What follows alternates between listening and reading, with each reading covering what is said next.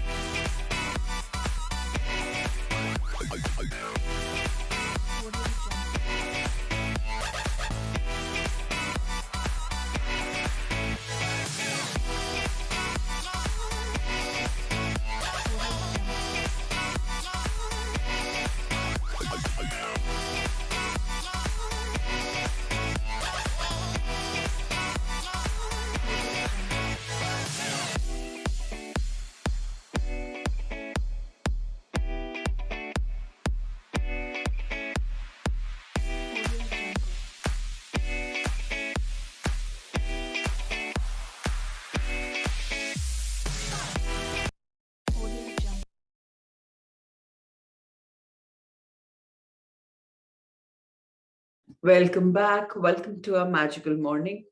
And here today we will read about our beautiful book Scanner. We've discovered that probably we could be a wanderer, probably we could be a jack of all trades, a kind of a scanner which nobody else is. And every day when we read a chapter, something new we stumble upon to realize that this could be probably us and we're learning something new about ourselves. Today, our topic of discussion would be about the Odysseus life design model. Now, let's understand this very, very clearly and beautifully. Odysseus wasn't exploring, and yet he wasn't wandering. He was just trying to get home, but in a way, so are you. Here, home is meaning a place where we are comfortable. Many times in spiritual language, home means God's place, God's abode. So even Odysseus was trying to understand his life's purpose, but so are we. He knew where his home was, and you're still looking for yours. But you both have similar ways of traveling. You stop off in different places for a while and then continue on your way. This model will allow you to keep wandering as you wish, but will remind you to always stay alert to any signs that will help you find your home, the vacation that will satisfy your soul. So, all of us are in the pursuit of finding our purpose. And we stop at a couple of places, seeing if that works for us, and then we move on. So, let's understand this is one of the most beautiful parts, the itinerant minister life design model. Years ago, in rural areas all over the world, communities often couldn't support preachers or judges or doctors. Instead, they welcomed traveling professionals to visit them when they passed through the area. These travelers sold their services on the road. They typically rode a horse from one town to another, staying a week or longer in someone's home where they were given room and board. That home served as a center for church services, courtrooms, or surgeries. If you were an itinerant professional, what skills would you get paid for? And what would you learn that would add to your skills bank for the next town? You can translate this into a lifestyle by doing nothing more than following your nose. Wanderers are drawn by curiosity. They love to move forward and discover the unknown. If you combine that urge to explore with the project that belongs to any new place you go, you'll enjoy your wanderings more than a mere tourist. For example, let's take a look at a wanderer par excellence. You've probably heard of him. Studs Terkel, not many Indians have heard of him, but let's understand. Now, who is Studs Terkel? Studs Terkel is in his 90s as I write these words. He's written gripping books on many subjects, making a living on working, racism called Race, the Great Depression called The Hard Times, World War II, The Good War, the movies, A spectator, will the circle be unbroken? Meditation on death and dying. But Studs didn't start out as a writer. He began as a radio performer in the 1930s. Circumstances drove him in 1949 to begin a brief television career as an actor. After an impressive debut as a bartender on Saturday Squares, he was given a chance to develop his own show. Stud's Place was a weekly comedy that focused on the lives of working class Americans in Chicago restaurant. The show didn't last, and in 1950 he moved back to radio in Chicago. These days he has a radio show called West Coast Live. Each week he interviews famous and not so famous people, as he has done for so many decades. Some of his interviews have included philosopher Bernard Russell, a painter Jacob Lawrence, dancer and choreographer Martha Graham, all the biggest film stars, and even a member of the Ku Klux Klan who later tore up his Klan card and became a civil rights supporter. Turkle's wanderings taught him radio and television, acting and writing, but his theme, his first love, and greatest gift is listening to people. A brief glimpse into his book working will show you a level of interviewing mixed with commentary, a form he developed that you'd never have seen before. Turkle hasn't retired. He still travels and uses a remarkable ability to interview people whose voices fascinate him and us. So imagine somebody in the 90s is still continuing on with, but what is he doing? He's doing something that he loves. He's finally come home. He's finally found what he likes, which is listening to people, listening to the life, and just going on about it and making that world open to the others. So we never know when we have a calling and when we live up to it. Wanderers are usually going somewhere, but they just don't know it. A UCLA college friend of mine is a perfect example. Richard was in college, but he knew only one thing. He loved movies. Since he was very young, he spent all his spare time at the movies. He saw the same pictures over and over and again and could repeat every word in many of them. He didn't know how to turn that into a career, but he intended to try. So he took every film connected class the university offered, one after another: acting, casting, film editing, even special effects, animation, monster modeling, writing, editing film scores. He wrote a few screenplays that weren't bad and even earned money one summer as a drama coach. Richard was reasonably good at everything he studied, but he wasn't really interested in any one particular thing, or he wasn't interested in sticking with one of the subjects after the class, first class or two. By the time he graduated, he was discouraged and switched to business school. He enjoyed business school to a point, but knew he wasn't like the other students who were much more enthused than he was by the prospects of earning money and creating successful businesses. Then one day, he was sitting in the cafeteria and overheard a student talking about investments in the art. A light bulb went on in his head. He suddenly saw that he had unwittingly accrued all the training, skills, and many of the credentials which needed to become a film producer. He knew movies backward and forward. He had a keen sense of talent for good scripts, and he had become friends with a large group of people who could get great investors. He's been a film producer for a long time now and still loves it. Themes can be maddeningly evasive, but you can't always find them right away, but you need to see how important they are. If you find a hidden commonality, you can find the vocation you truly love. You simply have to commit yourself to the search. Start paying attention when you're drawn to one area or when you lose interest in another. And keep a keen watch for important clues. Until you find where you belong, you might need sources of income that will allow you to continue wandering. So very important for all of us to understand that हमें अब vigilant बनना है. किस में interest आ रहा है, किस में interest आके खत्म हो रहा है, we have to keep a note of that. And so all of us are practically in our life, few of us are in our 70s, 80s, but most of us are in our 30, 40, 50s. Now, at this juncture, to start something is not late, But to keep a track of what we love and what we don't like is important. The suggested careers for wanderers are income streams. A series of part time jobs can be often enjoyable for wanderers if the sources of cash are inventive or unusual. Jane picked up so many skills in her wandering that she had now worked as a seamstress in an antique clothes boutique 1 day a week, designs, maintains lawns and gardens 3 days a week in the summer and not at all in the winter. And on weekends, she drives through the suburbs in her little white van with a sign on the side that says Children's Barber. Get your kid's haircut right here, right now. Expertise for sale. Contrary to popular belief, wanderers seem to always be able to get work simply by selling their skills and knowledge, often in informal ways. Your wanderings may have given you more marketable skills than you realize. Try both versions of this exercise, sing for your supper to get some ideas for yourself. And survival skills, what are those? Imagine you've been stranded from far from civilization with a small group of people, and you may be there for years. To survive, each person must have a number of skills that will help the community's survival. Now, list all the virtues that you have, all the skills that you have, and which you could contribute to this community. Teach what you know.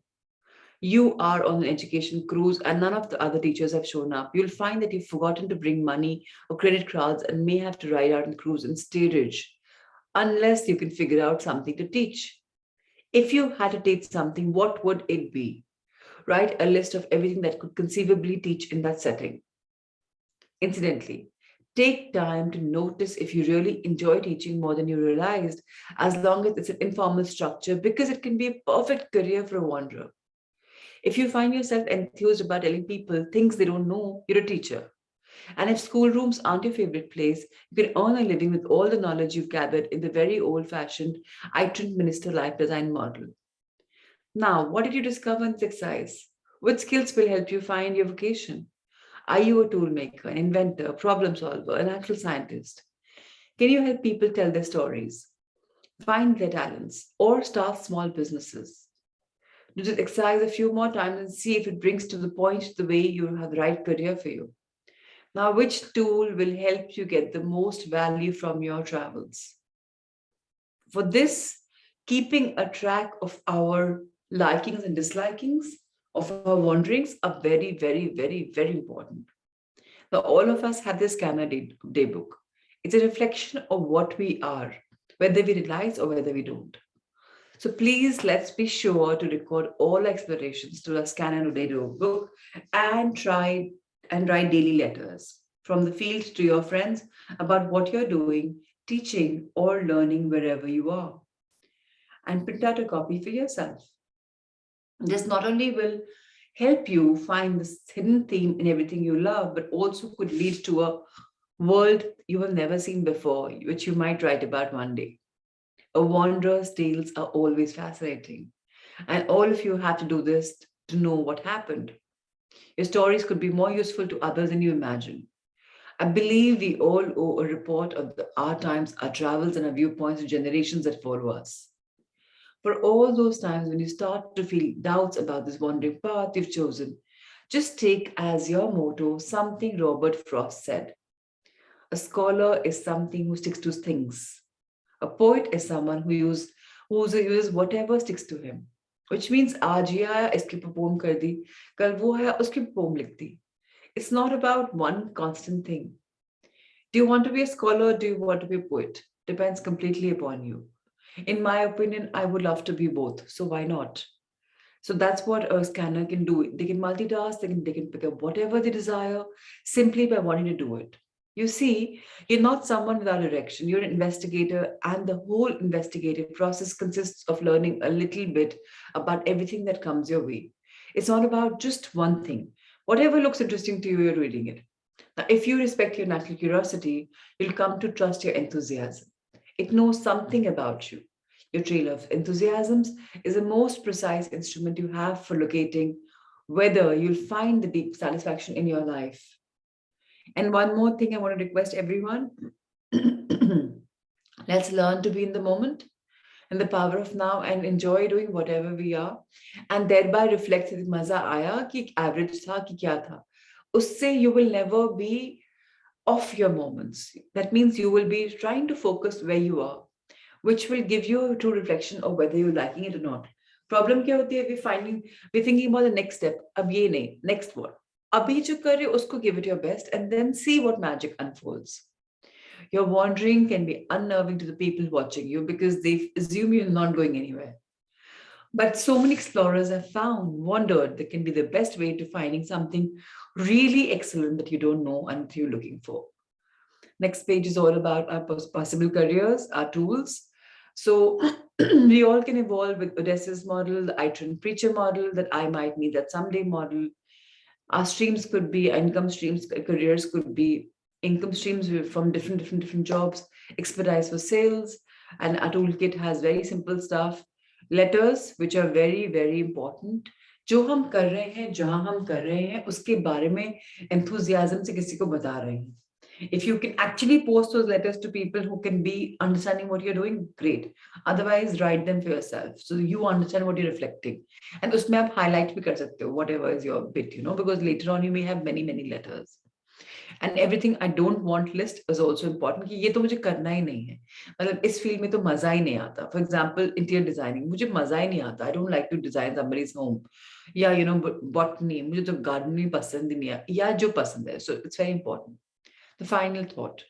The horse knows the way home. In the days before automobiles, people in horse-drawn wagons used to sleep if they were tired. They didn't worry about getting lost because the horse knew the way home. The heart knows the way to your gifts. The heart knows the way to your gifts. Your heart knows the way to your gifts. Get this line imprinted in yourself. If you trust your heart, it will take you to the place that you have to go. You can trust it to take you to them. Very important. Now let's turn to our next scanner, the sampler. If you're a wanderer, you'll understand a sampler's curiosity, but her life design model will show a completely different focus than yours. Tomorrow will be a day about sampler. Today we conclude at this particular point. So Rahul sir, yes, that's it. Today we conclude. It's time for sun salutations, and then we'll go on to other magical book. And today we'll have a little longer time to read Letting Go because it's a very fascinating book full of depth and experience. So let's go for it.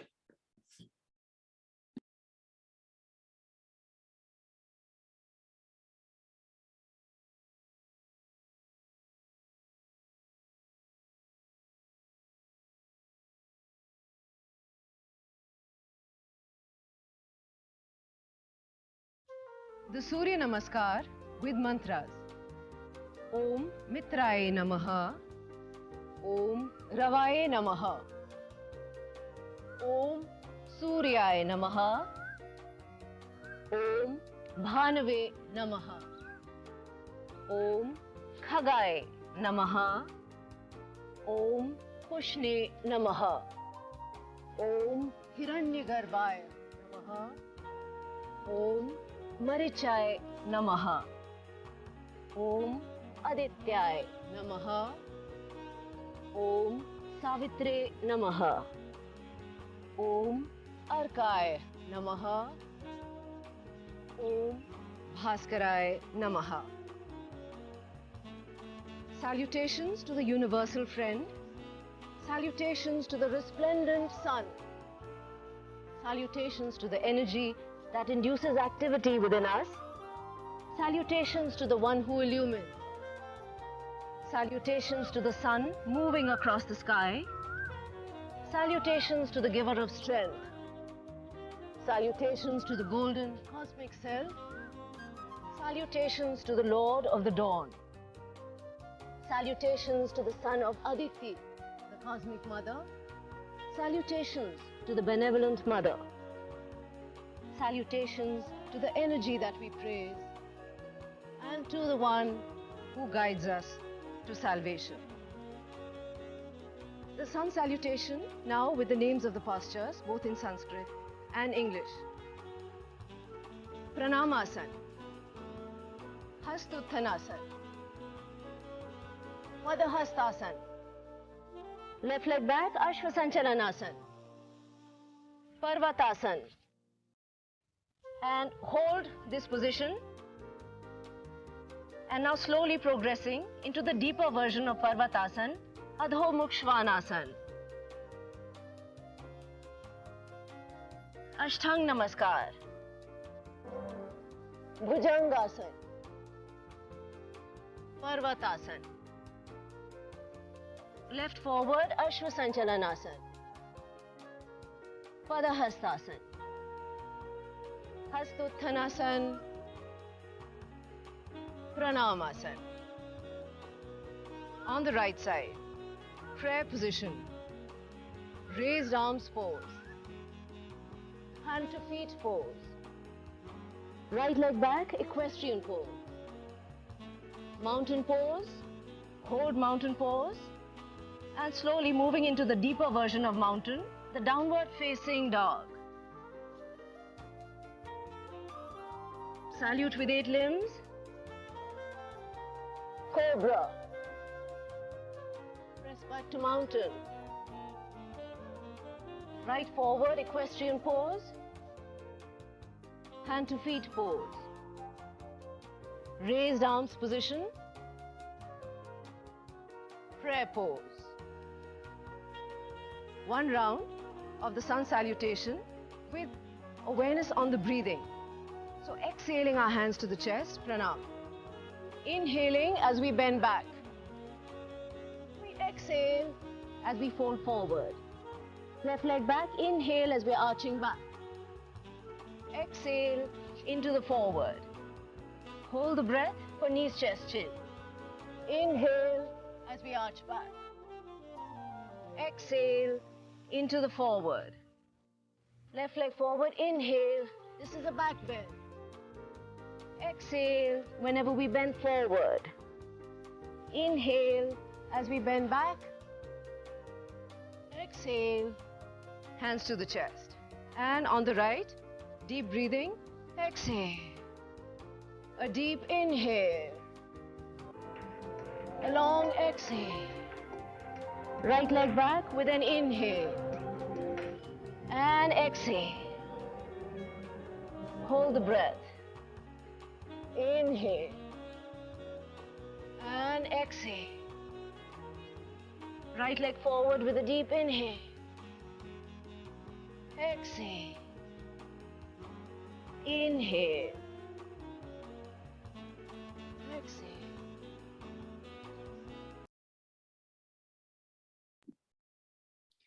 Welcome back. Welcome to our beautiful book, Letting Go. And let's go for it and let's understand what this magical book will unfold for all of us. So very important to understand that all of us and this life will be coming together to learn something more about ourselves, to learn something more about what we are meant for. And to understand that there are some things that we are born with, but it's we who can create them in a little different fashion, we who can understand what are we all about. So all of us have talked about a smaller self, which is ego. Now, ego's sibling is pride. You know, chapter 9 today will take us to this beautiful chapter, and let's try and understand everything about this chapter, what it's bringing to all of us. So chapter 9, pride. In common parlance, pride is often thought to be a good thing. However, if we take a good look at it, we will see that just like all other negative feelings we have discussed so far, pride is devoid of love. Consequently, it is everything destructive. Anything essentially, pride is always about destruction. Pride may take the form of overvaluation, denial, playing the martyr, being opinionated, arrogant, boastful, inflated, one-upmanship, haughty, holier than thou, vain, self-centered, complacent, aloof, smug, snobbish, prejudiced, bigoted, pious, contemptuous, selfish, unforgiving, spoiled, rigid, patronizing, judgmental, and in milder forms, pigeonholing. Now, intellectual pride के भी बहुत type के varieties होती हैं. We've spoken about this. Mostly anything, pride is not something which is coming with us with love and light. Pride is man-made, man-acquired. While being living in a circumstantial world, a conditional world, we are getting conditioned and we are holding on. Self-esteem बहुत अच्छी होती है. Yes, it's great, but pride is many a times blind. Now, which type of pride are we going to talk about? Let's today talk about intellectual pride. It leads to ignorance, and spiritual pride is a main block to spiritual development and maturation in everyone.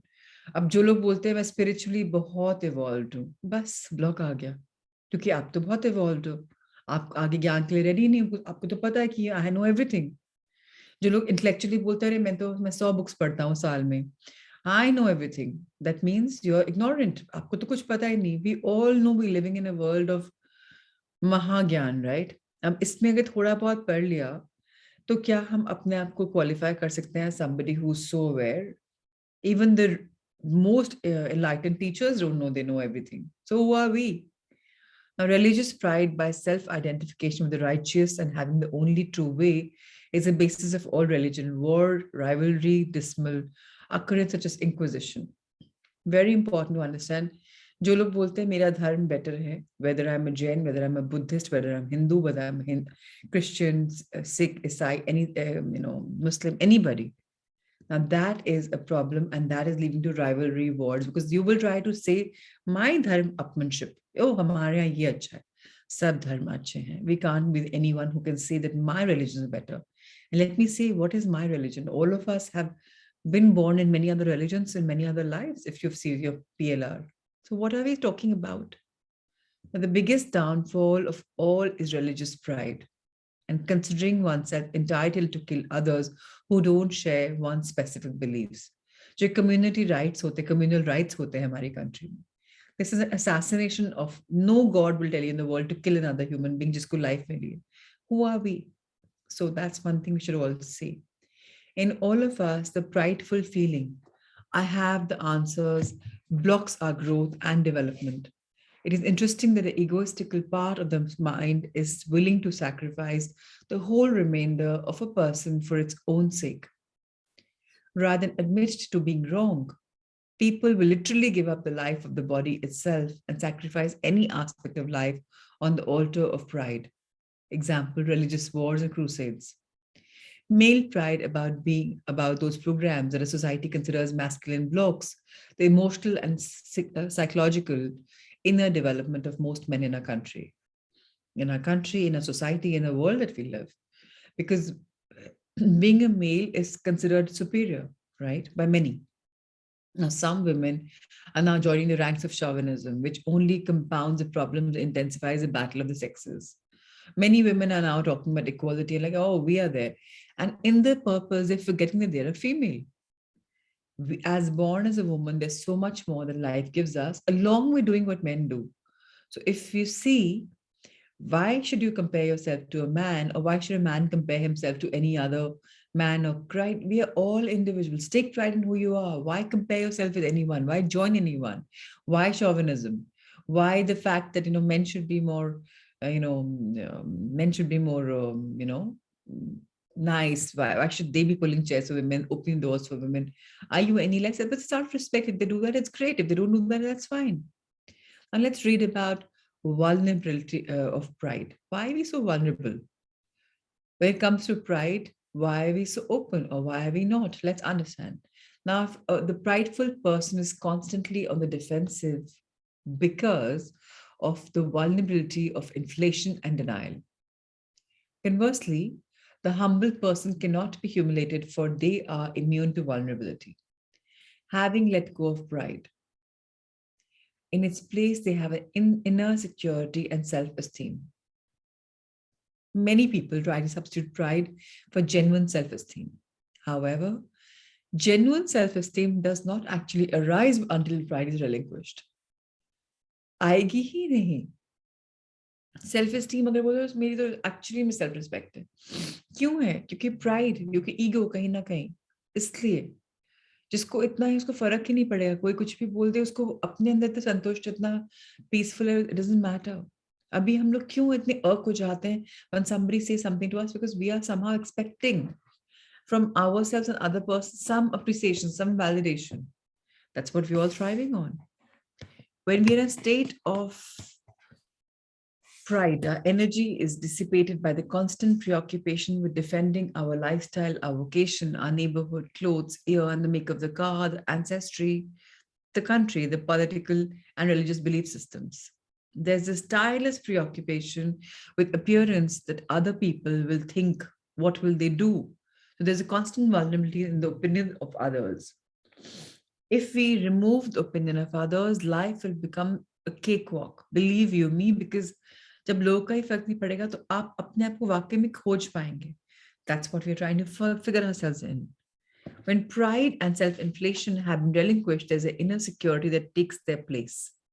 When we no longer feel called upon to defend our image, criticisms and attacks from others diminish and finally stop.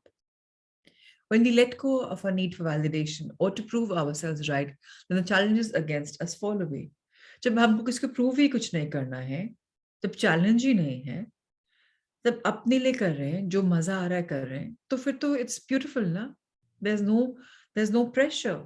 There's no pressure cooker. You're just enjoying and flowing with life. देखते हैं क्या होगा. I could be a late arriver. How does it matter?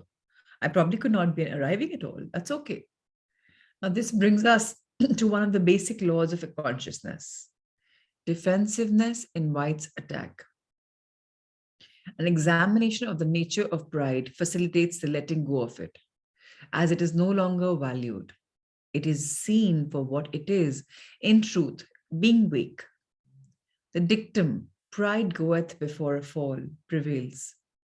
Pride is thin ice, a poor substitute for that rock-like real strength that comes from courage, acceptance, or peace. Now, if you look at these words only, एक अच्छे सा एहसास होता है, courage, हाँ हिम्मत है भाई कर लेंगे, acceptance, it's okay, जो है बढ़िया है, this is fine, everything is fine. Peace, I'm satisfied, I'm peaceful. These words are going to give you so much more strength, so much more meaning. And this word like defend, oh my God, मतलब retaliate करना, किसी से argument करनी है, pride, अरे अपनी pride के लिए लड़ना है. Now these are feelings which are unnatural, they're not natural. Now, is there such a thing as healthy pride? Now, when we talk of healthy pride, we're referring to self-esteem, an inner awareness of one's true value and worth. This inner awareness is different from the energy of pride. Self-awareness of one's true values is characterized by what? अपनी खुद की awareness के बारे में अगर हमें पता है, इसका मतलब हमें पता है हमारा सत्य क्या है. We don't have to defend it to anybody.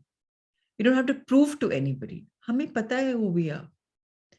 So self-awareness of one's true value is characterized by lack of defensiveness.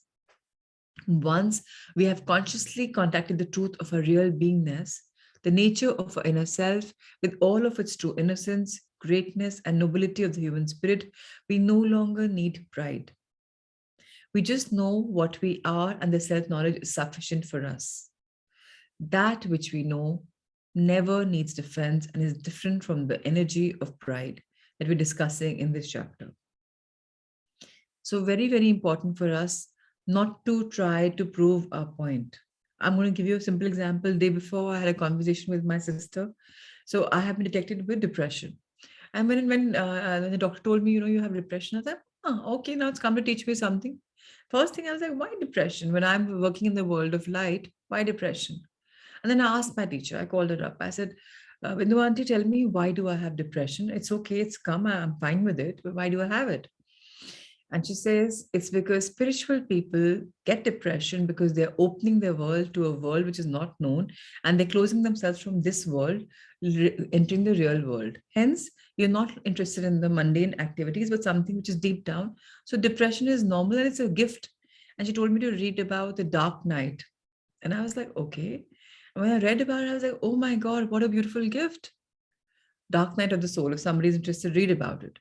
The Dark Night of the Soul is something which I never knew about. And I realized, and my younger sister's like, Didi, you're always living in a bubble. Why should you not accept life? Acceptance hi nahi aapko. And I realized acceptance to bahut zyada hai. But there's no need for me to explain to my sister what I'm going through. Just because I'm not an average person. I'm just going deeper down in spiritual world and not religious world at all. So people think that I'm living in a bubble of everything being hunky dory. It's like, life is too hunky dory. It's not like this. You see it with tinted eyes. And I told Auntie that, I never feel that I live with tinted eyes. I see the world that it's just so beautiful. So that's because, you're a light worker. No, there's no author. If you just Google it on Google, you'll find the entire chapter on it, the dark night of the soul, why the dark night comes in a soul journey.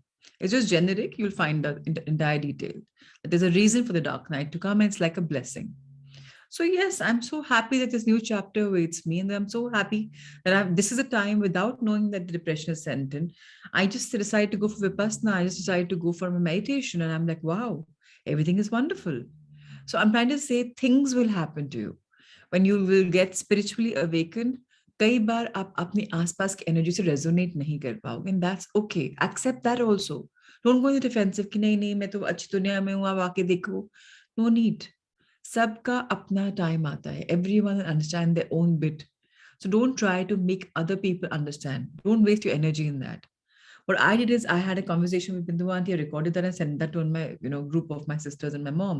My mom understands my chapter very well. She herself is spiritual. My elder sister started understanding bit by bit. Prachi is different. Okay. The younger one still thinks that it's normal. I am a normal person, just that I'm a little more self-aware, which people aren't. We all get sucked in this world of materialistic world, but there is beyond the materialistic world. Materialistic world is important, but our deep down world is even more important because that is where it is. It's like, tip of the iceberg. आपको पानी के ऊपर इतना दिख रहा है, but if you look at the diagram, it's so much more deeper, right? So we are so much more deeper. अंदर हमको अपने अंदर झांकना है. What is our truth? What is our beingness? What is our real truth? जब ये होगी ना, तो healthy pride isn't, you'll just enjoy yourself. There will be no need for this word called pride. Now let's look at some of the kinds of pride with which we have been programmed and see how they bear up under examination. Pride of family, pride of country, pride of accomplishment are typical examples that come to mind. Is pride really the loftiest of human emotions? Is pride the only fact that is characterized by defensiveness proves otherwise? When we have pride in our possessions or in some organizations with which we identify, we feel obligated to defend them. Pride in our ideas and opinions lead to endless arguments, conflicts, and war. A higher feeling state that pride is that of love. If we love all the things noted above, family, country, accomplishment, that means there is no longer any question of their worth in our mind. When we no longer have to be in the defensive, when true recognition and knowledge replace opinion, which is part of pride, there is no room for argument. Our sheer love and acceptance and appreciation for something is a solid position that cannot be assailed. Pride, because it's a vulnerable position, always implies that somewhere there is a doubt that needs to be cleared up, and the opponent quickly centers on that doubt. Now, when all doubts have been removed, opinion and pride disappear. There is subtle inference of apology in pride, as though the thing in itself was not good enough to stand on its own merit. That which is worthy of our love and respect hardly needs an apology. Pride infers subtly that there is room for debate and that the worth of something is to question upon. How important it is to understand this. That कहीं ना कहीं कुछ prove करना है. So pride आ रही है. अगर proof नहीं करना तो रिस्पेक्ट है ना, नेचुरली रिस्पेक्ट है, आपको बताने की जरूरत ही नहीं है.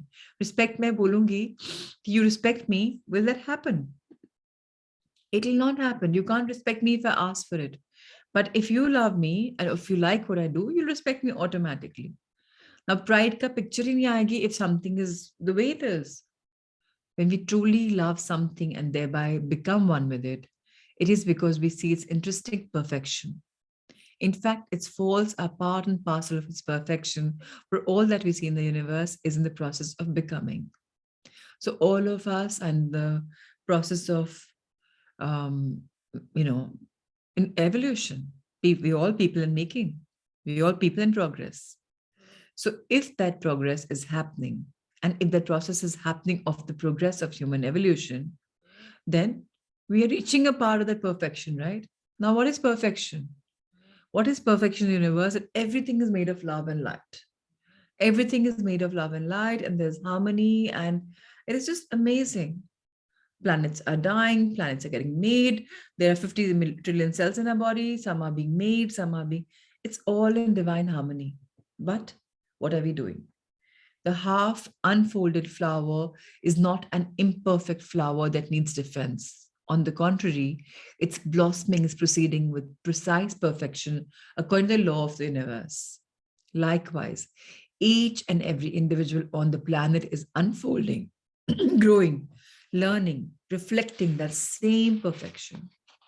We might say that unfoldment of the evolutionary process is proceeding precisely according to cosmic laws.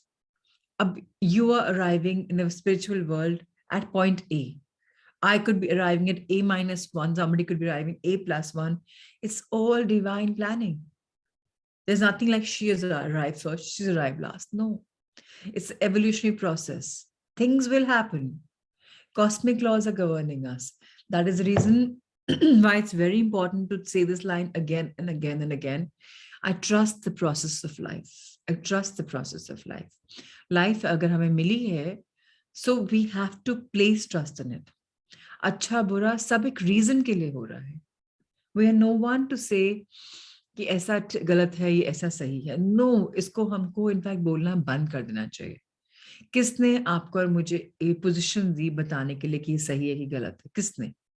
Ask yourself that if you have not been given a rank, this is good or right or wrong, who are we to say that? One of the drawbacks about the position of pride, as we have said above, is vulnerability. Vulnerability then invites attack. Therefore, in society, we witness that prideful people draw criticism, and their vulnerability is what accounts for the saying, pride goeth before a fall. In that biblical account, it was Lucifer's pride that was his Achilles' heels, despite the great standing that he had acquired. Agar pride hogi, agar vulnerability hogi, तो there was the option of someone attacking you. अगर मैं अपना heart खोल के आपके सामने रख रही हूँ, tomorrow one of you may misuse me and say, oh, she said that, yeah. And that's okay. It's part and parcel. मुझे नहीं फर्क पड़ेगा. कोई बोलेगा वो तो बोलेगा. That's your perception of me. मुझे मेरा सत्य पता है. आपके बोले से मैं सत्य will not change. But yeah, it could be कि अगर आपने मुझे वो बोला है, I might think, oh, इसका ये नजरिया है. So let me look from her perspective, and I might find something about me, because ultimately what you're saying to me, or if I know, is for my reflection. So very important to understand that. कोई डांटे डपटे, don't become defensive. Try and understand the person's perspective. तब ये झूठी शान, झूठी pride, this will all vanish away, because इसकी जरूरत ही नहीं है हमें. And इतना भी है, if we belong to a world of love, सब कुछ अच्छा ही होगा, right? अपने आप मालूम पड़ जाएगा what is not meant to be. You know, now I don't know how many of you realizing, अभी झूठे रिश्ते अपने आप fall away कर रहे हैं. जो friendships हैं जो बहुत superfluous थी, अपने आप गिर रही हैं. अब डेप्थ वाले लोग लाइफ में आ रहे हैं, because that's what your soul is calling for. अब वो just शोशेबाजी is just going away, depth is coming in. मैं ये नहीं बोलती हम साधुओं से साध्वीज बन रहे हैं, I'm not saying that, but हमारी वाइब्रेशन के हिसाब से हमारी सराउंडिंग बदल रही है. हम पढ़ाई कर रहे हैं स्पिरिचुअलिटी की, बट हमारे स्पाउसेस, बच्चे, फैमिलीज का एनवायरनमेंट भी बदल रहा है, because that's what we are attracting. And अगर हमको अभी भी नेगेटिव दिख रहा है उसमें, इसका मतलब हमें अपने अंदर इंप्रूव करने की जरूरत है. And for that it's very important कि हम अपनी आध्यात्म की जर्नी, अपनी बुक जर्नी कंटिन्यू रखें. It's just like little, you know, it's like holding on to us, कि बस छोड़ना नहीं है ना. मुझे बहुत लग रहा है अभी से, but I am actually going to wait to enjoy it, कि oh my God, 1 year of morning 5 o'clock starting with everyone, and 10th January को it will be over. How will I take it, you know? But I'm like, okay, it's a small break, and I will come back with something more, which I want to continue this, because for me my morning become very spiritual and powerful. So I'm accepting ki, okay, this is a pause that I need right now, and it's all right. So, but having said that, please do not take a pause too much in your life. Try to wake up at that time. Try to listen to it. Now these courses are available even online, right? They're all available. Maybe go through them again. Something new you'll hear out of it. Maybe something will go really fast away, and then you can ponder, Reflect on it, because this should become a part and parcel of our life if you want to grow, right? Humility. The attempt to suppress pride out of guilt simply does not work. It is not helpful to label the energy of pride a sin and to suppress it in ourselves out of guilt, to hide it, to pretend that we do not experience it. What happens is that the energy subtly takes on a new form known as spiritual pride. We do not feel comfortable in the presence of those who are prideful. Therefore, pridefulness blocks communication, expression of love. Although we love those who are prideful about specific accomplishments, we love them in spite of their pride and not because of it. Simple चीज है. Today you go to a guru, you love him, he's amazing, he's brilliant, and वो आपको बोले, मैं बोल रहा हूँ ना, ऐसे ही करना है. तो will you really have, love for him? Or if he says, मेरे ध्यान से अगर ऐसे करोगे तो it will be really amazing because ऐसा होने वाला है. Humility. उनको इतना पता है तो भी वो humbly आपको बता रहे हैं rather than saying नहीं करना ही पड़ेगा.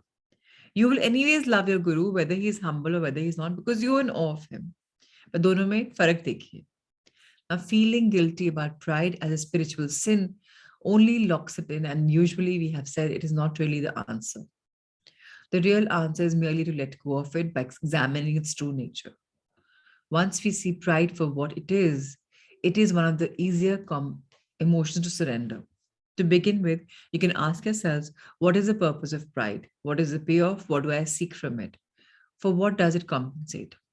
Very important to understand, कभी भी life में guilt आए about pride, about spirituality, कि मैं अपने आप के लिए बहुत time दे रही हूँ, family से time हटा रही हूँ.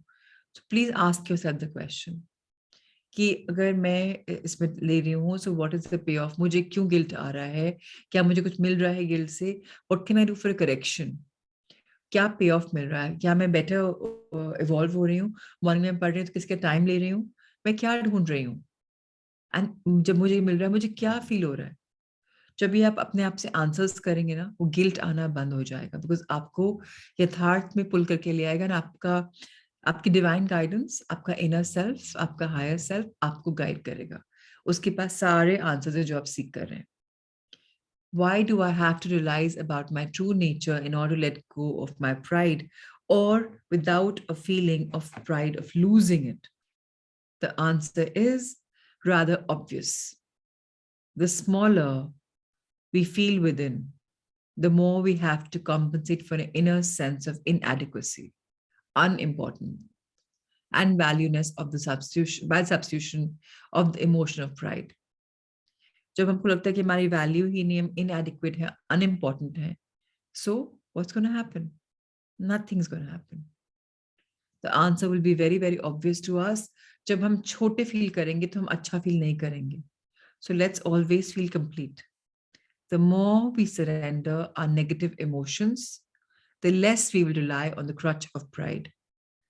अगर हम हर समय लोगों को नेगेटिवली बोल रहे हैं, ये सही नहीं है, उसने ऐसे किया, उसने ऐसा किया, ये प्रॉब्लम है, तो हम अच्छा बेटर इंसान नहीं बन सकते. In its place, there will be a quality that the world calls humility, and that we subjectively experience as peacefulness. Please underline, true humility is distinct from the paradox of pride in one's humility or false modesty seen frequently in the public arena. Let's infer this deeply. True humility is distinct from the paradox of pride in one's humility. एक pride का paradox बना हुआ है कि one should be, झूठी शान. इससे सब फ्री हो जाता है. जो झूठी शान किस पब्लिकली होगा ना, आपको प्राइड ऑफ ह्यूमिलिटी भी पब्लिकली होगा. इस पैराडॉक्स बना हुआ है. अगर आप वाकई में हम्बल हैं, आपको दिखाने की जरूरत ही नहीं पड़ेगी. You don't have to wear a niqab. False modesty is the pretense of self-diminishment, with the longing that others will recognize accomplishment that one is so proud of, but too proud to brag about openly. आज मैंने बहुत life में बहुत कुछ कमा लिया है और मैं उसके बारे में बोल ही नहीं पा रही हूँ, लेकिन मैं चाहती हूँ कि आप रिकग्नाइज करें. तो क्या ये फॉल्स मॉडेस्टी है? Oh, I'm so modest. Yeah, बोलते oh, you're so modest. Because you want to be. आपको validation चाहिए. True humility cannot be experienced by the person who is said to possess it, because it is not an emotion. As we have said before, the true humble cannot be humbled. They are immune to humiliation. They have nothing to defend. There is no vulnerability, and therefore the truly humble do not experience critical attack by others. Instead, a truly humble person sees a critical verbalization by another person as merely a statement of the other person's inner problems. For instance, if somebody were to say, "You think you're pretty good, don't you?"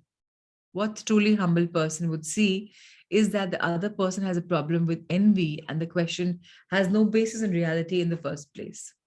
अगर कोई मुझे बोलता है कि तुम अच्छी हो, तुम्हें लगता है कि तुम बहुत अच्छी हो, you're a very humble person. Oh, really? इसका मतलब वो पर्सन मुझसे envious हो रहा है. उसकी प्रॉब्लम है, मेरी प्रॉब्लम नहीं कि मुझे सवाल कर रहा है. मुझे उसकी प्रॉब्लम को देखना है, अगर उसकी प्रॉब्लम इसका मतलब there is something. मुझे गुस्सा होने की जरूरत ही नहीं कि उसमें सच्चाई तो कुछ है ही नहीं. Now, in contrast, for a prideful person, this question would be viewed as an insult and leads to hurt feelings, verbal comeback, and even a violent end in some cases. लेकिन अगर मैं humble नहीं हूँ truly, तो मुझे क्या लगा, अगर मैं pride से ऑपरेट कर रही हूँ, उसने मुझे ये बात बोल कैसे दी कि मैं बहुत अच्छी हूँ, मुझे पता है, what is this? क्या उसको लगता है कि मैं अच्छी नहीं हूँ? फिर क्या होगा? Defensive mechanism, arguments, and not a good end. The next section is beautiful and it's one of my favorites, joy and gratitude. Because pride is sometimes seen as a motivator of achievement. So can we turn the page, please? Because pride is sometimes seen as a motivator of achievement, what would be the highest level substitute? One answer would be joy. What is wrong with joy as a reward for successful achievement rather than pride? Pride carries with it a desire for recognition from others' end, and consequently, there's vulnerability to anger and disappointment if it is not forthcoming at the same point. झूठी शान के लिए हमें चाहिए कि world हमें recognise करे, और अगर नहीं करता है किसी पॉइंट ऑफ टाइम पे जब हम सोच रहे हैं कि करना चाहिए, तो हमें क्या होता है, वो खेद होता है, डिसअपॉइंटमेंट होती है कि लोगों ने रिकॉग्नाइज नहीं किया, गुस्सा भी कई बार आता है, आक्रोश भी आता है. Very important to understand that if we achieve a certain goal for the pleasure, the enjoyment, love of accomplishment, and the inner joy that brings to us, we are invulnerable to the reaction of others. अगर वाकई में खुश हैं, सब कुछ बहुत बढ़िया है, दूसरा बोले ना बोले हमें तो फील हो ही रहा है, राइट? हम डिपेंडेंट नहीं, कोई बोलेगा प्राची तुम खुश हो क्या, तुम खुश हो ना, मुझे पता है मैं खुश हूँ, आप बोले नहीं बोले doesn't matter. We can recognize our proneness to pain by looking at the kind of reactions we are hoping to elicit from others by choices and behavior. This includes mannerisms, expressions, style of dressing, the kind of possessions we choose, the brand name of the car we drive, the kind of home we have, the dress at which we live, the schools we have attended or with which our children attend, or the labels of products we buy. जब अगर आपको इन सब में किसी में validation चाहिए, तो आपको समझ में आ जाए कि आप कितने प्रोन हो, कितने वल्नरेबल हो दूसरों की रिएक्शन से, जब आपको इन चीजों के बारे में हो रहा है. In fact, if we look at other current society, we see to it what an absurd degree this pridefulness has taken place. Labels are now worn on the outside of many clothes, personal articles. It hasn't reached the levels of rakes and shovels yet, but it would be sooner or later. Nobody has thought of it yet, but we could all carry around rakes and shovels ostentatiously with designer names emblazoned upon them. So आजकल तो इतना हो गया है, brands are being worn out, which means what? Bags के ऊपर Louis Vuitton लिखा हुआ है, Hermes लिखा हुआ है, कपड़ों के ऊपर Chanel लिखा हुआ है बाहर, हर चीज की brands are being worn out because you're saying that I'm wearing this brand. You're trying to tell the world, oh, screaming, oh, I've arrived, I can afford this brand, I'm wearing it, just see. आपको नहीं समझ में, देखो, look at I'm wearing a Massimo Dutti, look at me, I'm wearing this, look at me, I'm wearing that. Because now that's what is, you're taking pride in these personal articles. This points out to another one of the drawbacks of pride, the exploitability to which it exposes us. Is exploitability के चक्कर में ही तो सारे all the designers are running away to the bank laughing, because of this pride, because you can be exploited. आप चाहते हो कि मेरी शान बढ़े तो मैं ये डायमंड्स खरीदूं या ये मैं ब्रांड्स खरीदूं, तो they are now laughing to the bank, exploiting you.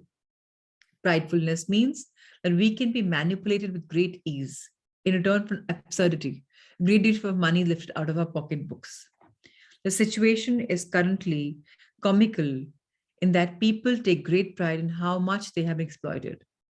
अब वो ब्रैगार्ड्स बन गए, अरे मैंने तो ये खरीदा, अरे मैंने तो ये 1 करोड़ की गाड़ी खरीदी, अरे मैंने तो ये वाला ज्वेलरी खरीदा, अरे मैंने ये करा.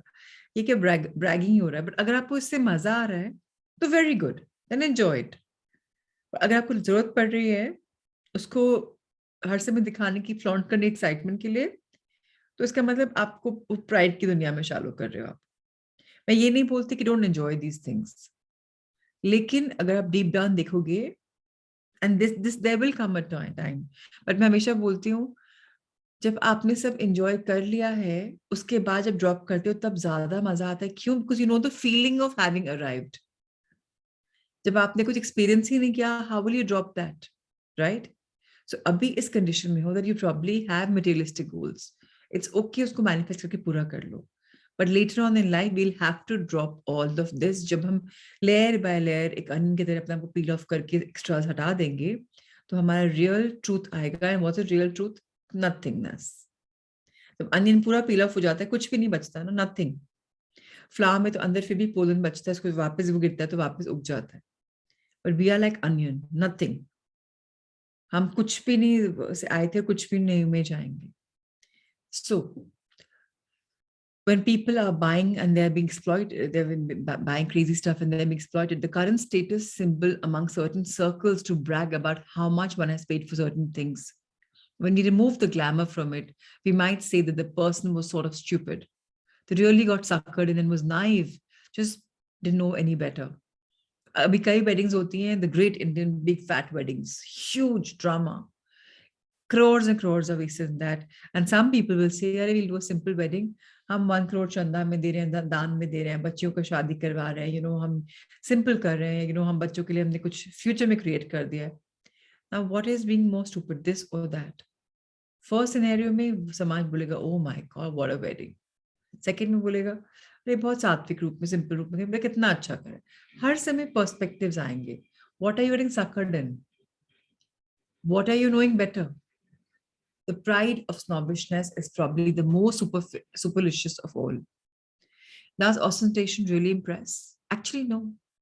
The response that we see is of fascination.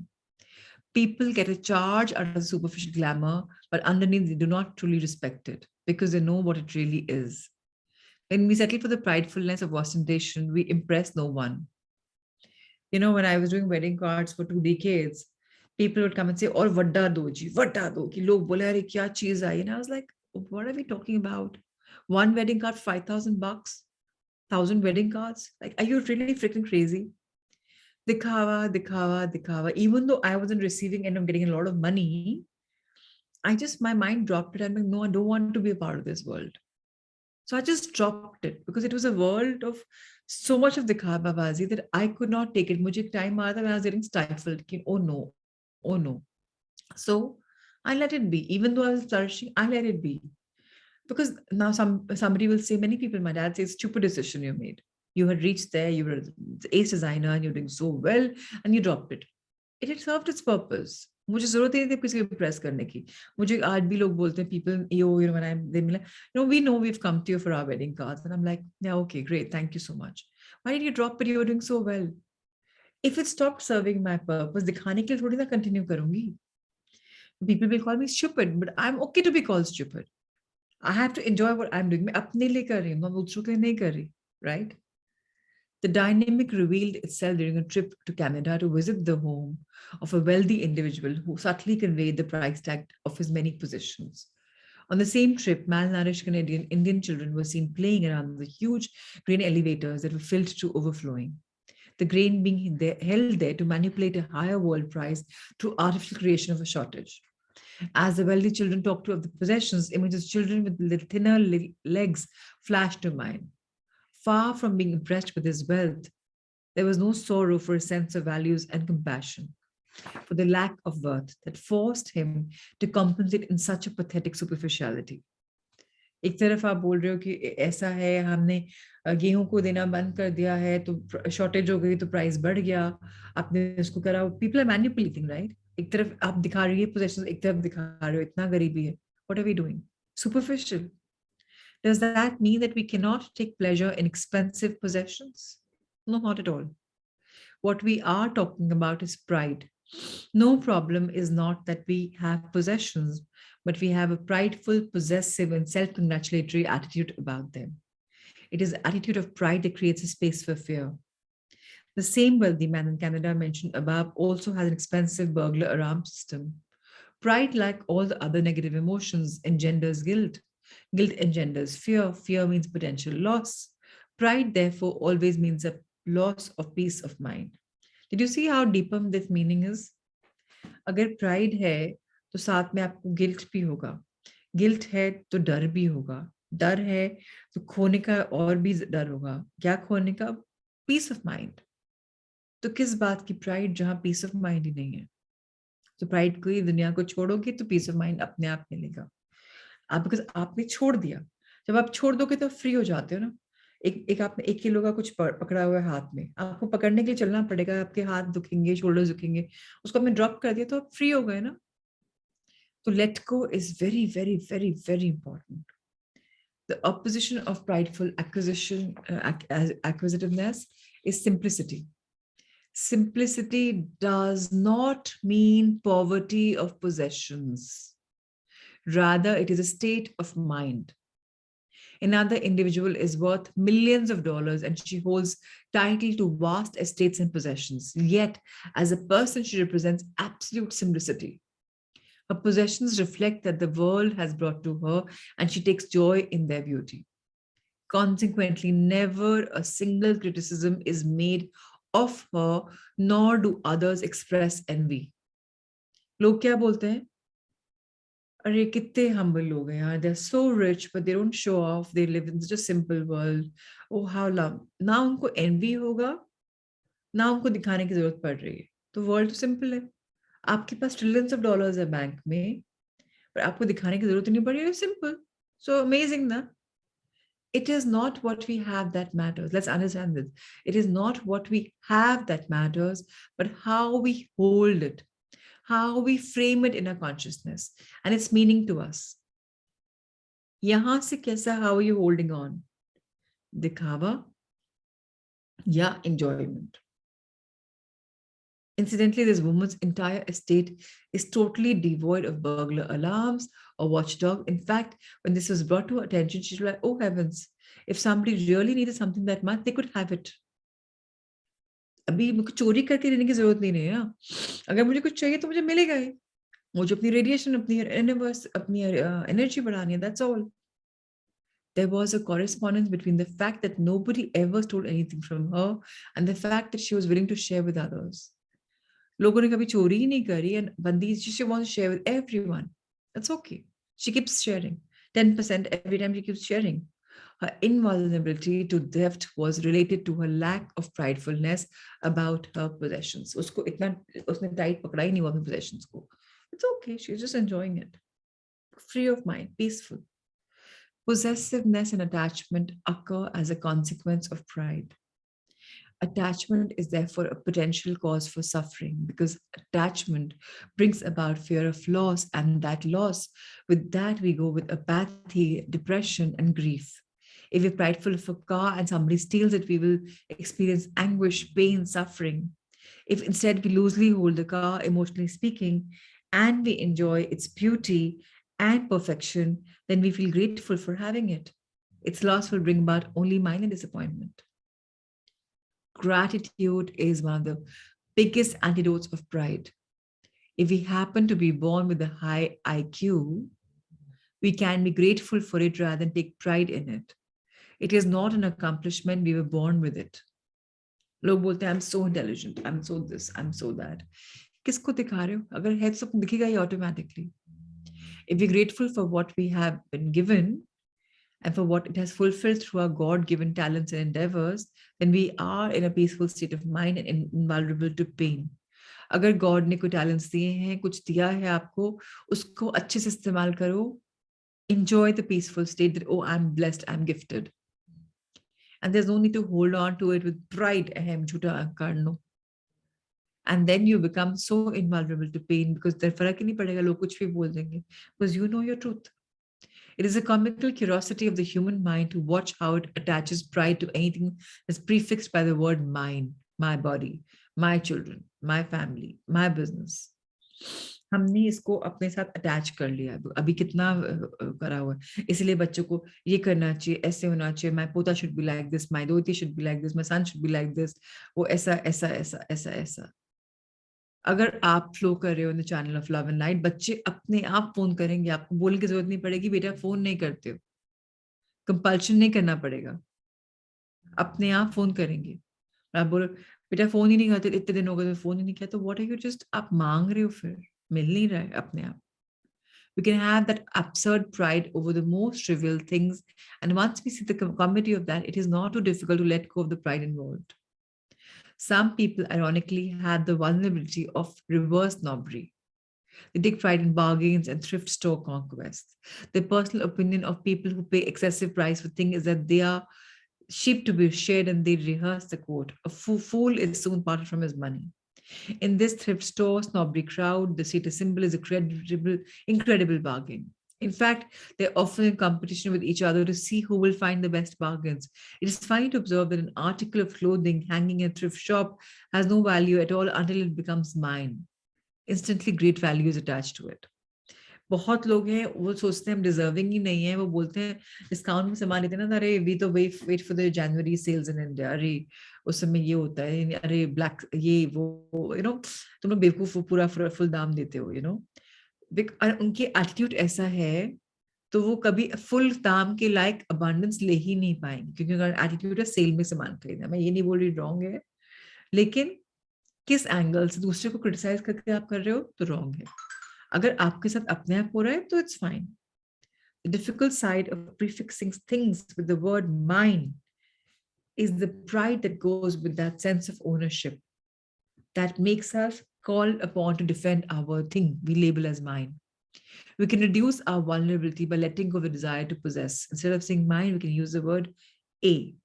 I have bought a pullover, or whatever you're saying. You can, rather than saying it's my shirt, you can say it's a shirt which is there. एकदम से आप अपने आप के लिए try करके देखिए, Sunday है, just see this experiment. You will notice that if you view one of your thoughts as an opinion instead of my opinion, the feeling tone changes. आपका feeling ही अंदर बदल जाएगा, बोलने का नजरिया बदल जाएगा। My child, this child is beautiful, or this is amazing. एक करके देखो, एक बार just करके देखो how it feels. Why do people get so hot under the collar about their opinions? It is just because of the sense of mind. If opinions are viewed instead of only an opinion, then there is no longer the vulnerability to prideful anger. Understand this line very clearly. If opinions are viewed instead of only an opinion, then there is no longer the vulnerability to prideful anger. उसकी opinion है, उसने बोला, ठीक है, that's his opinion, only an opinion. मुझे उसको personally लेने की जरूरत नहीं है, मुझे गुस्सा फील करने की जरूरत नहीं होगा। मुझे इतना वल्नरेबल क्यों होना है कि उसने कुछ बोला और मैं एकदम परेशान हो गया, हैरान हो गया? व्हाई?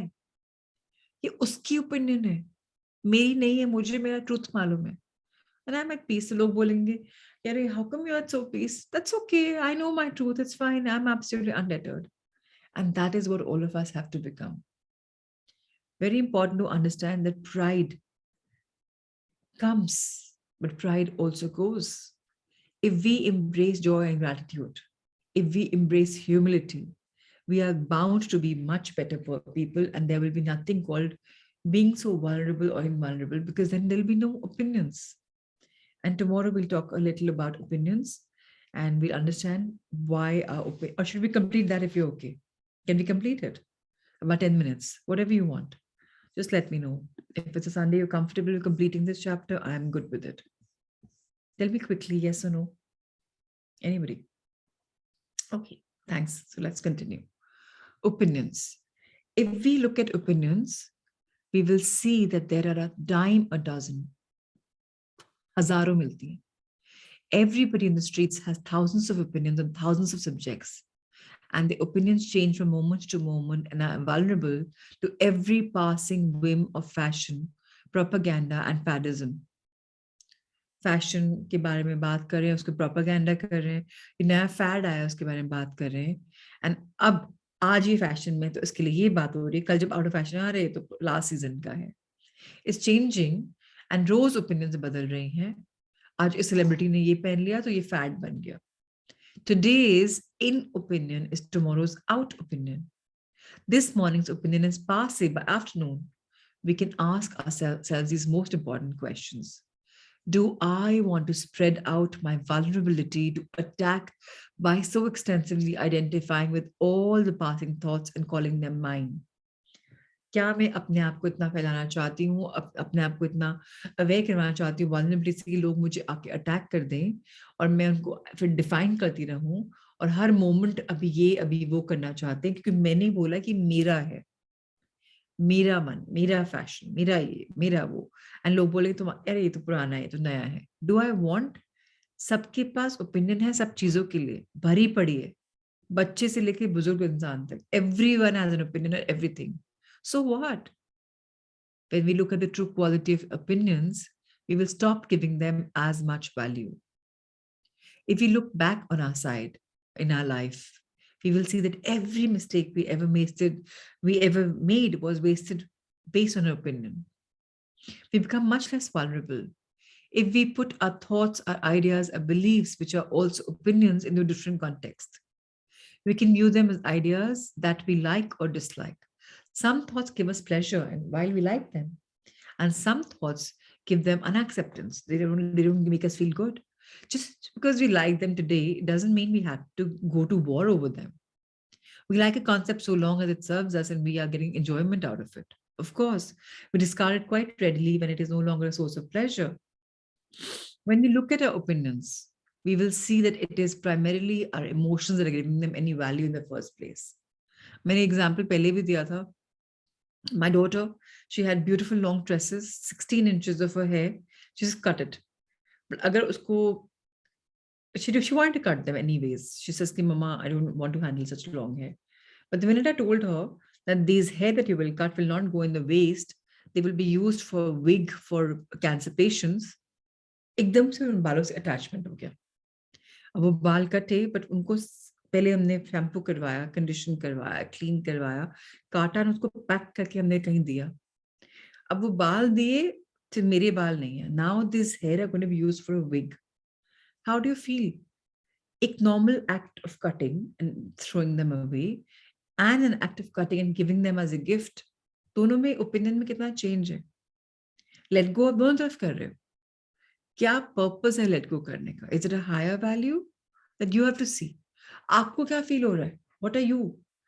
अभी go gone हो गया दोनों तरीके से. But what feeling are you getting out of it? Now, instead of feeling pride about our thoughts, what is wrong with just loving them?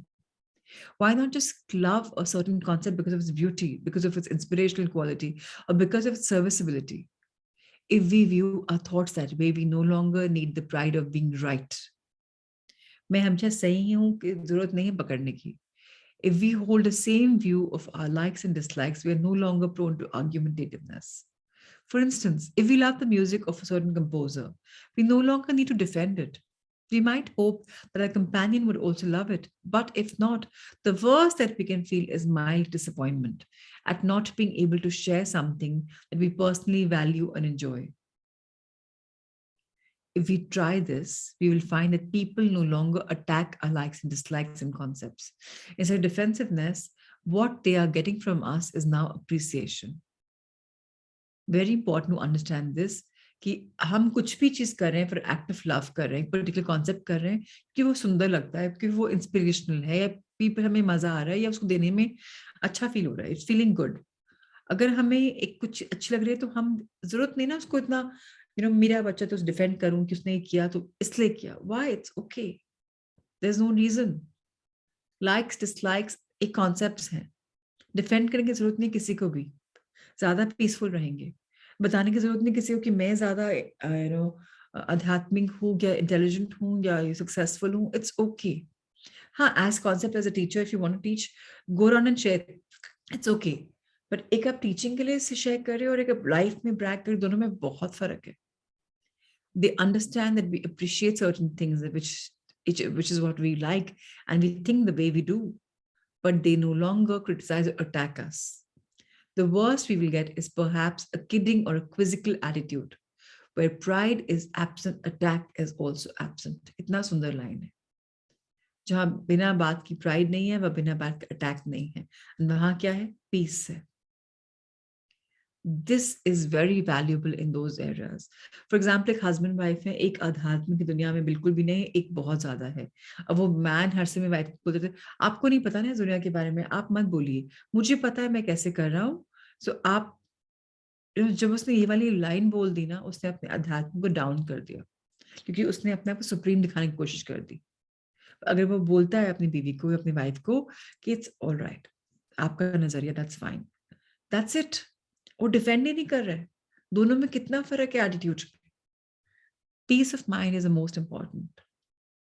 This is very valuable in those areas such as politics and religion, which are so historically prone to illicit argument that they are tactically bypassed in polite society.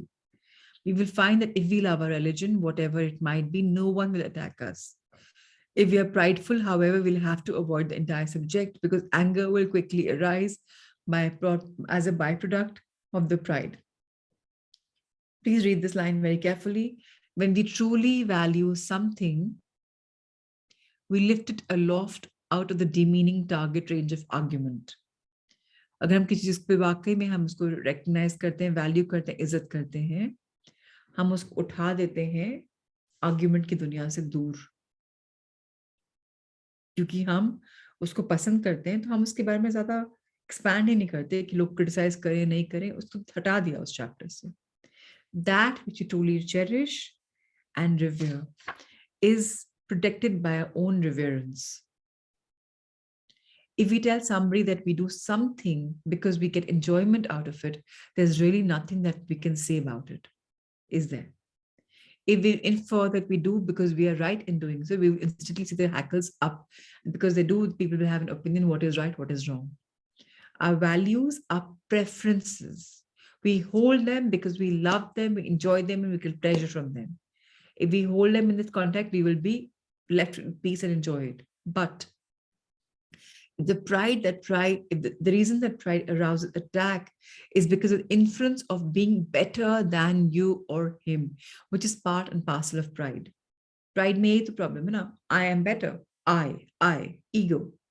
We see many people with dietary regimens about which they're prideful. Consequently, they are in constantly arguments with the rightness of their dietary regimens and nutritional opinions. कई लोग बोलते हैं vegan is good because animal fat नहीं ले रहे हो, जो दूध बन रहा है वो बच्चे के लिए बन रहा है, आपके लिए नहीं बन रहा है. कई लोग बोले gluten नहीं ले रहे हो, कई लोग बोले ये नहीं ले रहे हो.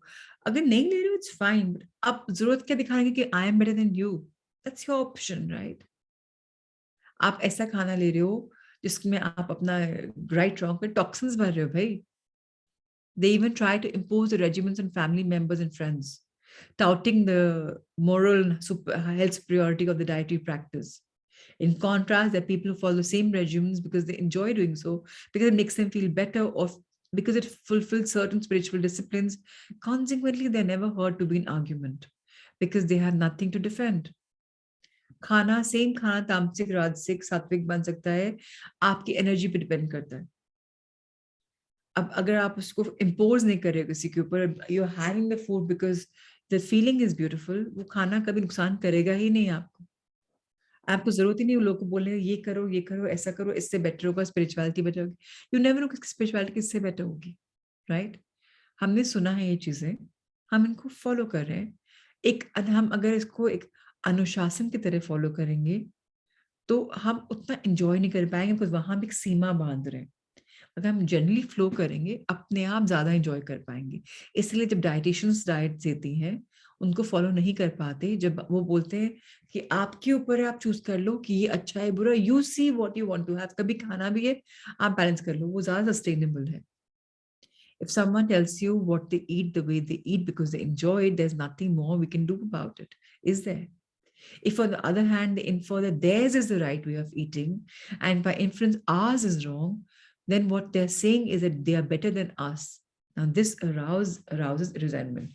किसने बोला आपका खाना बेटर है मेरे खाने से? आपने बोला ना. पर अगर वो बोलता है मैं तो ये खाता हूँ, मैं एंजॉय करता हूँ, चैप्टर खत्म. If we don't take a prideful stance about our opinions, then we are at liberty to change them. How often have we gotten stuck in performing something we really wanted to do because we had foolishly taken a prideful stance on an option, on an opinion?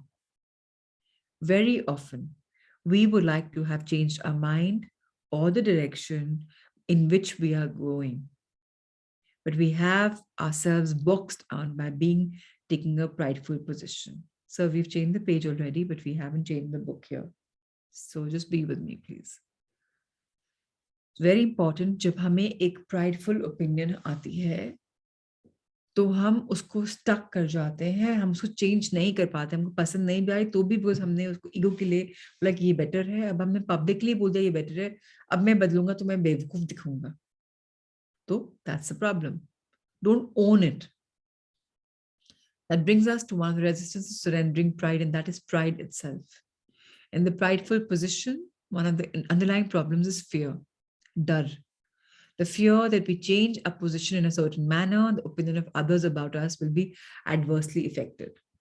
कि मैंने तो कल कहा था कि मुझे तो ये इंटरमिटेंट फास्टिंग बहुत पसंद है, अरे इसके ये फायदा सबको करना चाहिए, अरे ये मैं तो यही करता हूँ, बट आज अगर मैंने रात को लेट खा लिया या अगर मैंने उसको नहीं किया, फास्ट लेट खा लिया, सुबह भी खा लिया, वो बोले क्या हुआ तेरे इंटरमिटेंट फास्ट, तू तो इतना बात करता था इसके बारे में. डर, लोग क्या कहेंगे. डर is a worst problem. One reason for the need for humility about our opinions is because our opinions change as we get deeper and deeper into any given subject or situation. जितना हम deeper गहराइयों में जाएंगे किसी चीज के लिए, आपको उसका रियल सत्य समझ में आ जाएगा.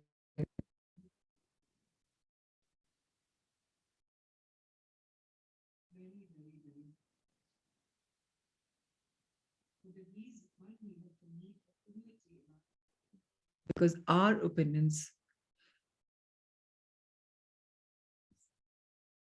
sorry, there was some problem happening, Barbara. I don't know what commands were popping up on my screen. Okay. I'm going to read again because I lost my stance. So one reason for the need for humility about our opinions is because our opinions change as we get deeper and deeper into any given subject or situation. What seems to be so upon superficial examination often turns out to be quite different when we really get into it. Upra upri kya dikh raha hai? Say deeper down kya dikh raha hai? Bahut donon mein farak hai. This, of course, is of dismay of the politician who makes promises based on fantasies. Very, very important to understand this. कोई politician आप लोग को बहुत सारे झूठे झूठे वादे कर रहा है, फॉर एग्जाम्पल ये पॉसिबल है, ये पॉसिबल है, ये पॉसिबल है, लेकिन जब उसको पावर में आता है ही फाइंड्स कि जो मैंने कहा था और जो एक्चुअल है दोनों में बहुत फर्क है और मैं उसको अचीव ही नहीं कर पा रहा, प्रॉब्लम तो बहुत डीप डाउन है. The situation is really due to that net effect of many powerful forces in society. All that politicians can truly promise us is that they will use the best possible judgment for the good of all as they get deeper into each matter. जब अगर ये वाली line बोल दी कि जो हमारी सरकार करेगी वो सबके बेटर के लिए होगा, उस समय जो बेस्ट पॉसिबल सोल्यूशन है वो करेंगे. झूठे वादे ना करके हम एक बस एक दे दे mind so much better.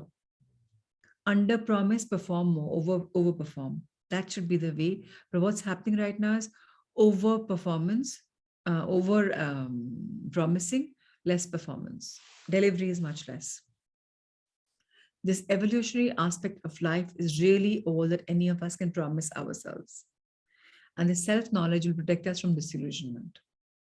This is safety of the open mind position, or what is called beginner's mind in Zen practice. When we are open-minded and we're admitting that we are not in possession of all the facts, we're ready to change our opinions as the situation unfolds.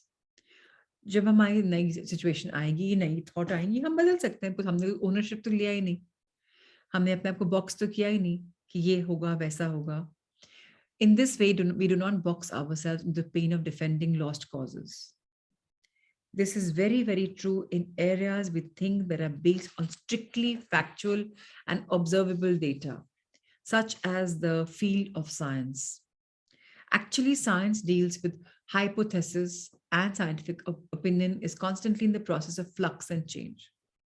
Scientific opinion much surprise of laypersons, is also subject to fads, passing popularity, paradigm blindness, political pressure. For instance, in the field of psychiatry, the subject of relationship between nutrition, blood chemistry, brain function, mental illness was not popular in the past. The scientists and clinicians who worked in the areas found themselves in the out group. As time passed, it proved that there was value in the field of investigation. Popular scientific opinion changed. Important discoveries were made, and the whole industries came into being to provide products which utilize the basic findings of relationship between nutrition and brain function. The subject is now acceptable as respectable. So clinicians and scientists can do research in that area and be accepted as part of the in-group. Pride, therefore, is also responsible for holding up scientific progress, that is global warming theories. आजकल एकदम से पिछले 10-20 साल में health industry is thriving क्योंकि concept बदल गया ना पहले कोई एक्सेप्टेबल ही नहीं था अब साइंस चेंज करी तो एक्सेप्ट कर लिया नए पॉपुलर बिलीव्स आ गए अब इसको भी हेल्थ इंडस्ट्री बना दिया अब इसमें भी अपना पर्सनल फायदा ढूंढ रहे हैं लोग so people again now confused pride blinds us to many things that would be profoundly beneficial to a prideful mind. To accept them would be inferring that we were wrong. The more powerfully inward we go, the inwardly powerful we really are, the more flexible we become so that we're open to all that is beneficial. अपने आप को super strong banana is what is our intention. And वो हम तब बनाएंगे जब hold on नहीं करेंगे, सब कुछ के लिए open and receptive रहेंगे. Pride prevents us from seeing that which is totally obvious. कई बार अहम की वजह से हम सत्य देख ही नहीं पाते. People die by the thousands because of pride. They literally give up their health and life itself. Addicts, alcoholics will go to their death because of the denial inherent in public. Other people have the problem, not me. लोग देख ही नहीं पाते कि मेरे साथ problem क्या है. And then kaput. Pride prevents us from recognizing our own limitations and accepting the help we need to overcome them. Our pridefulness isolates us. Simple चीज है, acceptance नहीं है इसलिए aloof जा रहे हैं. Acceptance हो जाएगा तो आपके अंदर problem आएगी तो आप उसको भी अच्छे से accept कर लोगे. ये तो नहीं कि अरे मुझे क्यों नहीं हो सकता. It's all right. When we let go of pride, help comes into our life to address the problems with which we are struggling. We can experiment and prove the truth of that principle by picking one area in which we are having difficulty and thoroughly surrendering all the pride involved. When we do that, some surprising things begin to happen. Letting go of pride unlocks the doors to our receiving that which is most beneficial to us. कितना important है जो pride को late को कर दो दरवाजे unlock हो जाते हैं हमको जो मिलने वाला है वो मिल जाता है क्योंकि हमने अहम अहंकार को छोटी शान को नहीं पकड़ के रखा हो. Now the doors are open. Are we willing to let go of pride and feeling superior to others? When we are willing to let go of the pseudo security of pride, we experience the real securities that come with courage, self-acceptance and joy. So very, very important to understand. Pride को जब हम गिराएंगे, खत्म करेंगे, तो courage आएगा, self-acceptance आएगा, and बहुत ज़्यादा joy आएगा. That's what life is all about. So let's enjoy that feeling of having arrived. With this, we concluded a chapter on pride, and tomorrow it's about courage, one of the most beautiful sections, and the borderline of creating ourselves going into a higher version. So very important. Richa, your question is, we should tell about a spiritual world or not. If we have intention that we're getting so much, then हाँ आप normal में बता सकते हैं, that's okay. But अगर आप बोलते हैं कि मैं spiritual journey में तुमको भी आना चाहिए, no. Experience sharing करिए. I am enjoying this and it's giving a lot of peace of mind. अगर वो इंसान पूछता है कि रिचा मुझे भी इस journey पे आना है, can I try it? Then you can say yes, please try it or do this, do that. लेकिन आप बोले तुमको भी करना चाहिए तो आप बता रहे हो कि मैं बेटर हूं. There's a difference in pushing and experience sharing. Today's chapter with Rod Judkins is about immerse yourself. Ever had to solve a multidimensional jigsaw puzzle of egos? And देखो, I'm so amazed and I'm so thankful to the Lord कि हम जिसकी बात करते हैं वही chapters आगे भी आते हैं. मैं हार्ट थॉट में भी हर दिन यही देखती हूँ, इसमें भी ये देख रही हूँ. So again, आज हम एक जिक्सॉ पजल की बात करें, जिक्सॉ पजल की जिसमें ईगोज एंड टेक्निकल हिचेस की फास्ट पेस्ड इंप्रूवमेंट में बात चल रही है. जहां हम ईगोस की वजह से क्रिएटिव विजन को लूज कर रहे हैं. It's possible if you use the right method. I've stood next to a film director on a film set. I can't imagine a more stressful job. There was a constant stream of people asking, how would I light this? How should I say this line? Close up or long shot. They gave precise feedback to the cast and crew of grips, cameramen, lighting engineers, production designers, and makeup artists, all the time keeping within budget. They started at 7 a.m., usually put in a 20-hour day in an atmosphere of total pandemonium. Add to that the pressure that the film flops, they may never make another. Sometimes they even write their own screenplays and an editor of paper in their films. The film director, Peter Bogdanovich, had answers to the barrage of questions because he could dip into his encyclopedic knowledge of the film. He uses index cards to record important data on and his professional, personal assessment of every film he saw. Because at the ages of 12 and 30, he accumulated 5,316 of these cards. He went to 6 or 8 movies a week. His favorites like Citizen Kane, the film that inspired him to become a director, he saw multiple times. He got a job programming films for museums of modern art and writing about films for Esquire magazine. When we interviewed directors, they'd be impressed by his knowledge of their films. Bogdanovich could recite all the credits, recall each cut and camera move. They warmed to him and he became friends with the most famous actors of the day. He used to go to Times Square and watch live movies a day, and then go home and watch more on the Late Show. At a film screening, a Hollywood hotshot who was impressed by his writing for Esquire offered him the role of assistant director in an upcoming movie. It went well and led him to becoming a director in his own movies. Whenever a problem rose on the set, he was able to draw on the formal and technical inspiration he collected over years spent studying films. His haunting film, The Last Picture Show, was nominated for 8 Academy Awards in 1972. The film felt new and old at the same time because Bogdanovich shot in black and white when color was standard. He used long tracking shots instead of breaking up important scenes, a result of studying Citizen Kane for hours. The Last Picture Show broke new ground by using a song score. Periodic specific songs were played on radios, jukeboxes, gramophones within the film. It's been done to death since, but never with such subtlety. It's a lesson in immersing yourself in every aspect of your interest. Know everything there is nothing to know about it. Whether you work in finance, science, teaching, or something else entirely, read every book and magazine, go to every lecture and research every subject in every way you can think of. When there is a crisis, you will have a foolproof knowledge to dip into it. Quentin Tarantino was an employee of a video rental store called Video Archives. An obsessive film fan, he watched and discussed with the customers as many films as he could and paid close attention to the types of films they liked to rent. Tarantino had claimed that this influenced his decisions as a director. He had been quoted as saying, "When people ask me if I went to film school, I tell them, no, I went to films." Because he and Bogdanovich got themselves how to make films by studying films. Tarantino also used song scores as Bogdanovich had.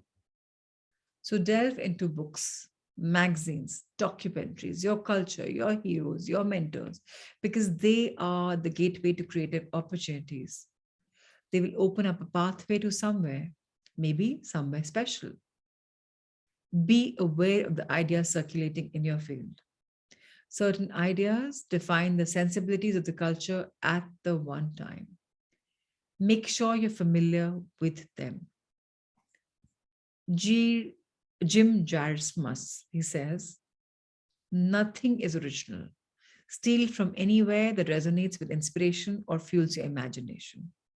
There were old films, new films, music, books, paintings, photographs, poems, dreams, random conversations, architecture, bridges, street signs, trees, clouds, bodies of water, light and shadows. So everything is everywhere. Draw inspiration from everything from Mother Earth to anything above, and you will be a creative person any which ways which you are. You'll rediscover that about yourself. That's all today was all about. And it's time for our short meditation on the Soulful Sunday. And today's meditation is beautiful because today's meditation is about spirit, it's about our soul. So let's go for it. All right, everyone. Our back straight, our feet firmly placed on the ground below. Let's center, balance, align ourselves by taking a deep breath in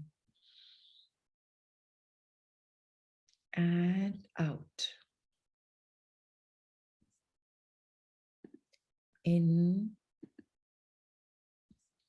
and out. In and out. Life is magical. Life is spiritual. Life is a beautiful discovery. Every time you hear something is incurable, please know it in your mind that it isn't true. Because the truth is, there is a great, great power. The power which ensures that every single thing is curable. Where there's a problem, there's a solution. Where there's dis-ease, there will automatically come something to make it easy and comfortable. Because infinite spirit is eternal. Our soul has lived millions and millions of years. It is common. It is eternal. Our soul changes clothes in the form of a life it takes. The way we human beings change clothes every morning and night. The soul changes a life like that. How do our day and night go? Just in a whiff. That's the way our soul's journey goes, just in a whiff. Our life of 20, 30, 40, 50, 60, 70, 80, 90, 100 plus years is like a whiff. Make every day count because it's just a micro nanosecond for the soul. The sun is always shining. Even though clouds may come along and obscure the sun for a while, the sun is always shining. The sun never stops shining ever. And even though the earth turns, the sun appears to go down. It never really stops shining. The same is true of the infinite power and the infinite spirit within us. We are infinitely powerful, just that we haven't explored and surrendered and used and realized our power. Just that we haven't realized that our spirit is infinite. Whatever we want, we can get so easily. All we have to know is know the power of oneness. We are eternal because we are the soul. It's always here, giving love and light to us. We may obscure its presence by the clouds of negative thinking, but that spirit, that power, that healing energy is always with us, which is why all of us should count our blessings by looking at the silver lining in the dark cloud. Always remember the silver lining because that is infinite spirit. Infinite spirit is eternal. We are eternal. Let's know that. Let's thank that. And let's be conscious of this beautiful divine guidance within us, this infinite power within us. And let's thank this infinite spirit that has chosen us, our life, made us choose our country, our parents, our atmosphere, surroundings for us to advance in our spiritual journey. Let's always be thankful for the divine guidance that flows, that new conscious awakening that we are now discovering every other day. realizing us, making us inch closer towards a beautiful author who's writing our life. And that namely author is you. We write, direct, play in the movie of our life. So let's just be very grateful for the divine creation within us, by us, for us. Let's be grateful and blessed, and let's bow our heads in gratitude. Dear Mother Earth, thank you for gracing us, for empowering us, enlightening us, enriching us every day through the souls, through our roots. Always keep us humble, grounded, and undeterred. Let's thank the life that we live at eye level, all the lives we've lived, all the lessons we've learned, all the experiences we've had. We've evolved into who we are today. And without basking and boasting about them, we know today whatever we're learning is conducive for our spiritual growth. And tomorrow is yet another beautiful day. The life that we've left in this one and the future ones, but they're going to be very enriching. Expand our hands towards the universe above and thank all the divinities, all the angels, all the guardians, all the teachers, all the goats, coaches, guides, the cosmic energy, the universe for having our back. Thank you, thank you, thank you. Let's fold our hands together and be grateful for everything from heavens to earth. Our family, our loved ones, the life that we live. We are so grateful for this fabulous morning that we have every single day. How grateful that we can be tuned in. Let's rub our hands together, feel the energy flow, bless your face. May we see better, hear better, see better, speak better, eat better. Bless your neck, bless your shoulders, your arms, your backside of your body, up to down. Now invite the roots back into your body, fold them back, keep them in more grounded, yet more independent. Bless your feet, front part, calves, thighs, excretory organs, sexual organs, your gut area, large and small intestine, stomach, kidney, gallbladder, uterus, your lungs, your heart. And as your hands on your heart, be grateful for all the love that is growing within you, which you're ready to share by sharing your love and your light. Let's share our love, let's share our light, let's share our blessings, healing wishes of abundance, and may everyone reach their goals spiritually, emotionally, mentally, physically. Let there be love, let there be light. Lots of love and light, Pratima ji, Ruchi, Vijay ji, Richa, Jitendra ji, Meenakshi, Usha ji, Manisha, Rahul sir, Amrita ma'am, and to everyone who will see this session online. Lots of love and lots of light. Thank you, thank you, thank you. Thank you everyone for making the session a little longer by showing your enthusiasm to complete the chapter on pride. Thank you for making such a beautiful, soulful morning. Have a very beautiful one. Let's see each other tomorrow at 5. Lots of love and light. Atma Namaste.